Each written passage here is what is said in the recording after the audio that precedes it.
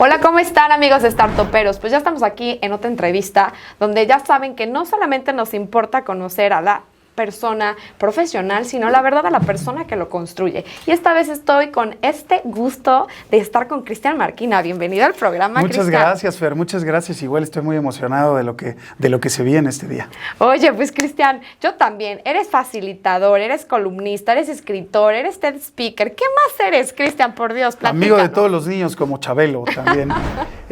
Pues un amante de las habilidades blandas del comportamiento humano y de la potencialización de poder hacer de este mundo un mundo mejor. Ay, qué bonito, qué bonito. Oye, Cristian, pues a ver, mira, vamos por lo primero. Platícanos un poco de ti. Hablábamos antes de esta entrevista, bueno, de empezarla, de cómo has ido creciendo y las diferentes áreas en las que has pasado para llegar a ser quien eres hoy, ¿no? Entonces, cuéntanos tu historia. Muchas gracias. Pues mira, corrí el año 1982 y ya pasaron 40 años de eso. Hoy en día lo que estoy es todo este desarrollo de las habilidades blandas, pero si nos vamos para atrás, yo empecé en el negocio de los alimentos y bebidas y empecé siendo cambiavasos. Yo era una persona con obesidad mórbida, pesaba 147 kilos y entonces llegué a pedir trabajo a un bar y me dijeron, ¿en qué has trabajado? Y yo todavía nada. Bueno, pues por el cuerpo que tienes y por la cantidad de gente, no había mucha, tú vas a hacer cambiavasos. Y yo, ¿qué es eso? Te vas a parar en la puerta con vasos desechables y los clientes que salgan en estado inconveniente con vasos de cristal se los vas a pedir que lo cambien. ¿Ok? Y yo pensé que había un puesto oficial del cambiavasos. No, era un staff de seguridad y luego pasé por ser cadenero, lo peor de mi vida, porque no es el que dictamina quién entra, es el que te levanta la cadena. Y entonces me gritaron de todo, ¿no? En ese puesto. Y de ahí pasé por todos los puestos de un negocio de alimentos y bebidas hasta que me harté de ser empleado y empecé a sentirme emprendedor.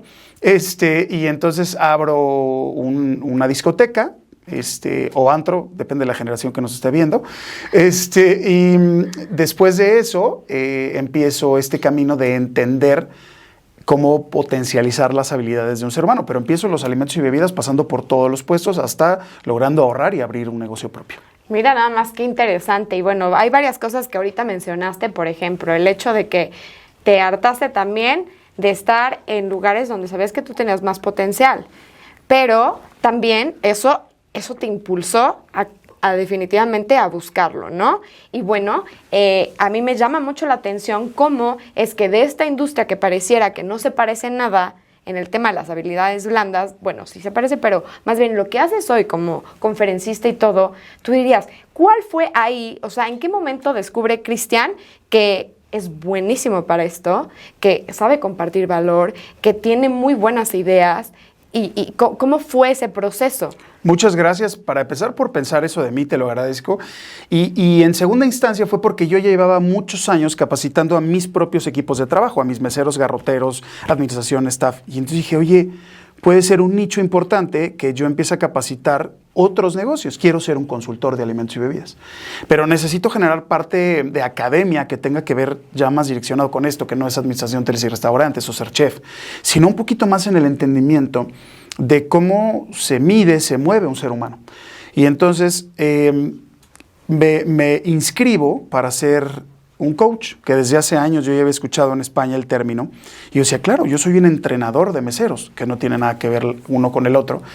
Y entonces empiezo a capacitarme, me empiezo a certificar. Y donde cambia mi vida es cuando me entregan mi certificado, donde yo creía que toda la vida había sido muy tonto en la parte académica, con bajos promedios, con problemas de calificaciones, y resulta que me vuelvo el mexicano que más rápido se certificó por Business Coaching School, por intenso, básicamente fue por intenso, porque ellos decían, terminas tu módulo y hasta que termines el tercer módulo comienzas a hacer las tareas del primero. Yo no aguanté, yo desde el primero, entonces entregué mis tareas antes que todos y resulta que me certifico con un promedio sobresaliente y ahí cambia mi vida.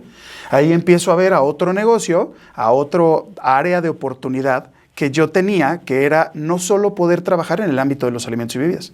Entonces ahí es donde empiezo como un poquito como camaleón, ¿no? A ver de un lado los alimentos y bebidas y a ver del otro lado las habilidades blandas. Cosa que en ningún restaurante me contrataron para darle un proceso de coaching a un mesero. Pero tú ya lo hacías de forma natural. Yo ya lo hacía de forma natural. El coaching no tanto, porque es un proceso de cuestionar a la persona y de expandir su conciencia. Más bien empezó el tema de ser un motivador. De échale ganitas, ¿por qué tú sigues siendo garrotero cuando tú me enseñaste a mí a trabajar de garrotero, dónde está la diferencia de la cantidad de hambre que puedes tener. Entonces ya empezaba a ser más direccionado al tema de ser un conferencista, un motivador, más que una persona que pudiera guiarte en un proceso de autoconocimiento. Ok, de acuerdo. Y fíjate, hace ratito también mencionaste la palabra, quise ser ahí un emprendedor. Cuando tú te quieres hacer un emprendedor o realizar este emprendimiento, ¿a qué le llamas este emprender? O sea, ¿en qué momento tú sientes que fue tu emprendimiento? ¿En este cambio que diste de ser garrotero, de estar en esta parte y de comenzar a estudiar para justo elevar tu nivel de aprendizaje, de conocimientos, o dónde empieza este emprendimiento? Antes de empezar como la cuestión académica y la capacitación y todas las certificaciones donde me he metido, es que cuando yo era empleado de una discoteca / antro para generaciones distintas, resulta que yo no tenía el dinero para poder abrir un restaurante o un antro. Entonces, entendía que el antro te hacía recuperar más rápido tu inversión y que el restaurante más tardabas en recuperar en el ROI, en el PRI, en el regreso de inversión, pero no me alcanzaba para un restaurante y tampoco para un antro, pero dije, ¿qué puedo hacer? Si voy a regresar más rápido el dinero y a unir a un pool de socios, tengo que irme por el antro. Entonces, la verdad es que en ese sentido, muy fácil. La gente piensa y se detiene en el tema del dinero y lo menos importante es el dinero. Cuando tú tienes una buena idea, todo el mundo va a querer invertirle en una buena idea. Entonces, yo tenía, recuerdo perfecto, 120,000 pesos ahorrados de bastante tiempo, porque no era nada ahorrador. La verdad, de bastante tiempo que iba el día que tenga mi propio negocio. Entonces tenía eso y dije, ¿y ahora qué hago con esto? No puedo montar un antritititito con una bocinititita. Entonces, en ese momento había un restaurante en la ciudad de Puebla donde los 5 socios eran relaciones públicas. Entonces, lo que hice fue ofrecerles el proyecto a ellos, que ya éramos 6 relaciones públicas. Yo, como gerente de un antro, tienes que serlo, y los otros 5. Entonces, necesitaba otras 4 personitas. De esas 4, 2 ya eran gerentes de antros. Entonces fui y les ofrecí el volverse socios por 120,000 y entonces uní 10 cabezas que solitos llenábamos el antro. Porque claro, si eres relaciones públicas y te dedicaste al antro, pues solito lo llenamos y entonces fue un boom. Y de ahí ahorré, entendí la importancia, y de ahí ahorré y puse otro restaurante bar que se llamó El Candelabro. Y de ahí otra vez y puse unos restaurantes en el Complejo Cultural, que es una zona aquí en Puebla. Y así fue como empiezo, sin dinero realmente, o muy poco dinero para alcanzar la meta, pero creando una idea que a otras personas le llamó la atención.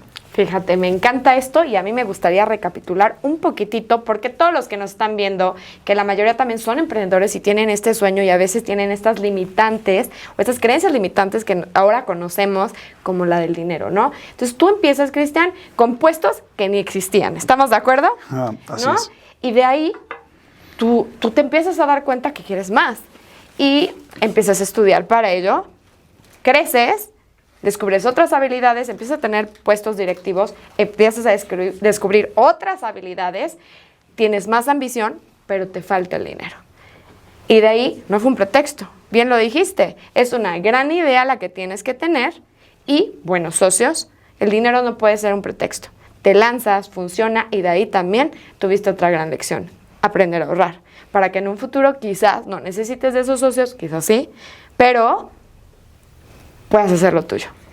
Mira, hay ejemplos, yo le llamo ejemplos hormiga, como soy yo, pero hay ejemplos elefante, como es un Elon Musk. O sea, un niño en la infancia desea, espero que estas generaciones lo sigan deseando, desea un coche pequeño al cual le puedas poner unas pilas y que el coche sea autónomo, ¿no? Mediante ¿Qué pasó con Elon Musk? Que llegó y dijo, ¿cuántas pilas se necesitan para un coche? Pónselas, y ahora es uno de los hombres más ricos del mundo. Claro, mucha gente cree que solo tiene Tesla, no que tiene PayPal y muchas otras cosas más. Llegó un momento donde este crecimiento con una buena idea anterior generó dinero que le generó hacer un hobby y ese hobby lo pone donde hoy está. Siempre con las bases de hay que romperte la madre para alcanzar lo que quieres, chambearle, amar lo que quieres, cuidarlo, protegerlo. Y si tú llevas ese camino, lo que hagas te va a ir bien. ¿Cuál dirías entonces que sería la clave del éxito diciendo esto ahorita? El autoconocimiento es el primero. Yo tengo que saber para qué soy bueno y para qué no. Y eso no me exime de trabajar con mis áreas de oportunidad o con mis debilidades o con mis sombras. Entonces, es que estábamos hablando antes de entrar sobre eso, sobre las áreas de oportunidad. Entonces, el autoconocimiento es lo más importante, porque si yo entiendo quién soy, sé a dónde me meto y a dónde no tengo que meterme o qué tengo que ejercitar y demás. Después, la claridad. Y la claridad es saber que esta idea que tengo para emprender no sea una idea millonaria que no llega, ¿no? O que no existe. Entonces, la adaptabilidad la adaptabilidad y la claridad es saber dónde estás parado, quién eres y cuáles son las herramientas que tienes para lograr esa meta. Entonces el conocimiento es importantísimo, mucho más que el dinero es el conocimiento financiero, del mercado, a dónde vamos a parar, diría Marco Antonio Solís, a dónde vamos a llegar con este producto, porque si nada más es yo quiero y creo en mi proceso, pues no es... Por eso se pierden muchos negocios. Yo perdí muchos negocios, 3 para ser exactos, que me doy una arrepentida porque, claro, porque no importa el dinero y hay que abrirlo con 3 pesos y 50 centavos. No, hay que agregarle valor, ¿no? Durante mucho tiempo el Sonora Grill fue el grupo restaurantero más importante y no inventó nada. Lo único que llegó fue y dijo, bueno, hay niñeras en el restaurante, pon unas que sepan hablar en inglés.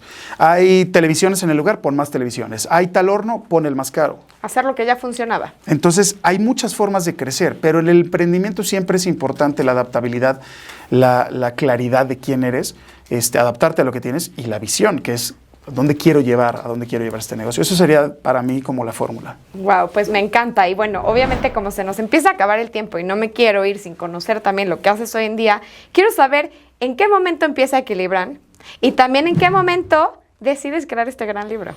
Creo un proceso con la llegada de mi segundo hijo. Cuando me entero, dije, ya no quiero los alimentos y bebidas. Y dije, necesito crear un proceso que globalice de forma cualitativa y cuantitativa, verdaderamente, aguas en el mercado, hay muy pocos procesos a nivel mundial que te ayuden de forma cuantitativa. A ver, Cristian, más sencillo, ¿qué es eso de cuantitativo? Cuando tú vas con el nutriólogo, te subes a una báscula, te dice cuántas kilocalorías tiene una hamburguesa, cuántas una manzana, tienes un reloj donde puedes medir tus kilocalorías, tienes una máquina caminadora, escaladora, donde puedes hacerlo, entonces puedes cuantificar tu peso. Yo dije, yo necesito crear algo para poder acercarme a cuantificar las emociones y tus decisiones. Entonces empecé a profundizar, a trabajar. Un gran amigo ingeniero, le platiqué mi idea, empezamos juntos a trabajar y entonces creé un proceso finito donde he entrenado a psicólogos, psiquiatras, coaches, consultores, madres de familia, no puedo decir de todo tipo porque será mentir, que no sé, astronautas todavía no, pero donde empiezo a crear un proceso que ha cambiado la vida de 340 personas en 2 continentes, donde gracias a esto es un proceso personalizado llamado el proceso CAME, que significa cambio mental estratégico. Porque eso de vamos a vibrar alto y vamos a tener buena actitud, no todos los días puedes tener una buena actitud. Si mi hijo de 3 años no me dejó dormir, no me pidan que me levante, que el diente me vibre, ¿no? ¡Ting! Entonces dije, ¿cuál es la base de cómo tomamos decisiones? Y empecé a profundizar entre tu parte instintiva, emocional y racional, llamada temperamento, carácter y personalidad. Esos son los 3 valores que en la edad adulta vas desarrollando, pero donde justamente ejerce diferente toma de decisiones que a veces que nos va bien y otras que no nos va bien. Y el autoconocimiento te da el saber dónde te metes y dónde no. Entonces dije, el día que tenga agenda llena, porque otra cosa, yo era lo más incongruente. Yo vendía procesos de liderazgo como muchos en el mercado, que yo pesaba 147 kilos, me fumaba una cajetilla de cigarros, me mordía las uñas y yo ya hablaba de procesos de liderazgo. Era un fraude, algo súper incongruente. Y que en el mercado hay muchos. Y entonces dije, tú no puedes ser el líder de una familia, de una empresa o de un equipo de trabajo si no eres primero el líder de tu propia vida. Entonces empecé a entender, vi cuáles eran mis debilidades, mis áreas de oportunidad y empecé a ejercitar el músculo del autoliderazgo. Bajé de peso, dejé de fumar, hice muchos cambios y saco el proceso CAME, donde tú puedes cambiar tu vida personal, profesional, social, familiar y de pareja. De ahí dije, el día que tenga agenda llena, porque tú no puedes vender un proceso de liderazgo si no eres líder. No hay manera, entonces vendes algo que venden todos, entonces no eres líder. Entonces Claro, eso que te estoy diciendo con esta seguridad me ha costado haters, detractores, y yo de dónde salí. Puta, el liderazgo a veces apesta, es de mucho cuidado trabajar con el liderazgo. Okay. Y entonces dije, el día que esto realmente sea algo que le funcione a la gente, necesito generarme brazos extras. Y este es uno.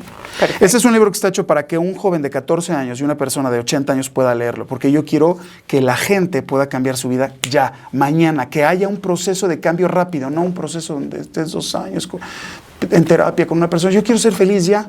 Y de ahí sale este libro, del propio proceso cambio. No, pues qué increíble, Cristian. Antes que nada, te felicito. Y te felicito también por la honestidad que tienes y el valor de aceptar que en algún momento, como dices, era un fraude. Porque suena duro, pero a veces es cierto. Entonces, por buscar la congruencia, por seguir y por comprobar este proceso que has escrito y descrito para muchos, entonces, pues obviamente nos quedamos con ganas de saber que está aquí, saber que está muy enriquecedor. Y bueno, ¿qué se te ocurre antes de despedirnos para poderle regalar uno de estos ejemplares a los que nos están viendo? Yo hablé de qué era lo menos importante para emprender. La primera persona que escriba en las redes del programa, ¿qué es lo que menos importa cuando yo emprendí, cuando abrí mi antro o discoteca? Y la primera persona que escriba, ¿qué es lo menos importante para emprender? Yo creo que se podrá llevar el libro. Me parece, pues está muy sencillo, así que pues listos para ganárselo. Y bueno, pues Cristian, muchísimas gracias por este espacio, espero verte muy pronto. Gracias, ¿Algo más Fer. que nos quieras compartir? ¿Algo con lo que quieras cerrar? ¿Algún mensaje para todos los startuperos? El que tú puedas alcanzar las metas se escucha lunamielero, de difícil configuración, es muy fácil. El tema es que te tienes que conocer. Conócete. Si tú te conoces, entonces sabes qué puedes hacer. Reconócete. Acéptate tal y cual eres, porque si tú te aceptas, pero chambeas para ser tu mejor versión, la tercera y el resultado es crecer. Conócete, reconócete y crece. Gracias, Fer, por este tiempo. De nada. Y bueno, ahorita les dejamos sus redes sociales para que lo puedan seguir. Un Muchas gusto, gracias. Cristian. Gracias, Fer. Nos vemos hasta la próxima Startup. Gracias a ustedes.